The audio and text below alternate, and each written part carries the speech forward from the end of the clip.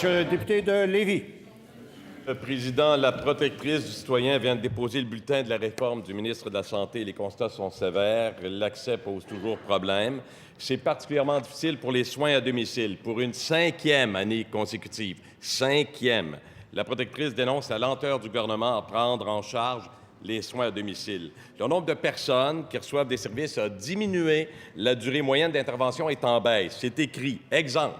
On a coupé de 8 heures l'aide à une dame âgée qui souffre d'Alzheimer alors que sa condition n'a pas changé. Selon la protectrice, 8,6 des personnes en perte d'autonomie de 65 ans et plus reçoivent de l'aide à domicile. Ça devrait être au moins 15 Le gouvernement ne peut plus nier la crise. Le ministre a annoncé des surplus de 300 millions disponibles pas plus tard que la semaine dernière. Combien de ces 300 millions seront investis immédiatement pour régler un problème dénoncé par la protectrice depuis 5 ans? Monsieur le ministre de la Santé. Alors, je remercie la question du député de Lévis, Monsieur le Président, puis je veux faire un premier commentaire. C'est sûr que la protectrice a à s'adresser à des problématiques ponctuelles qui sont déplorables.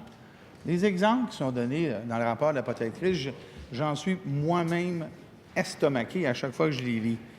Mais je vais rappeler quand même des faits.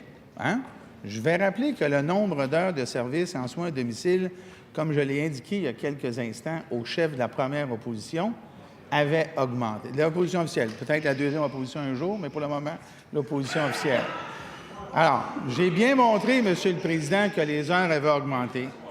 Et ici, Monsieur le Président, je vais parler des interventions qui sont faites. Il y a différentes façons de comptabiliser ça. Une intervention, c'est quelque chose qui est fait auprès d'une personne et c'est comptabilisé.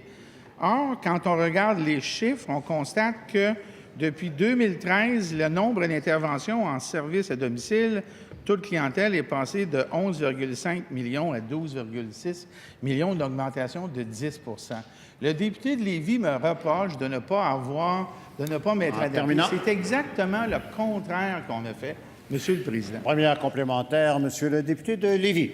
Les constats sont relevés par la protectrice du citoyen. Les chiffres sont là. C'est noir sur blanc. Le gouvernement libéral avait promis d'investir 150 millions supplémentaires par année en soins à domicile. Il n'a pas réalisé sa promesse. Il faut agir maintenant. Il y a deux possibilités. 300 millions disponibles maintenant, en plus de l'idée de la CAQ de mettre fin à la Corporation des médecins afin de récupérer au moins 75 millions qu'on pourrait investir directement dans les soins à domicile. Ça, c'est concret. Qu'est-ce que le ministre répond à ces propositions? Monsieur le ministre de la Santé. Répondre en invitant le député de Lévis ainsi que toutes les oppositions de parler des faits et non de supputation, juste les faits. Alors, nous avions promis d'investir 50 millions de dollars de plus que le Parti québécois qui n'avait pas le choix, la possibilité de le faire parce qu'il était en déficit. Et au moment où on se parle, on a dépassé notre proportion à cette étape-ci du mandat par rapport à notre promesse électorale. Et à terme, nous allons dépasser ce que là, nous avons promis d'engager en soins à domicile en termes de financement.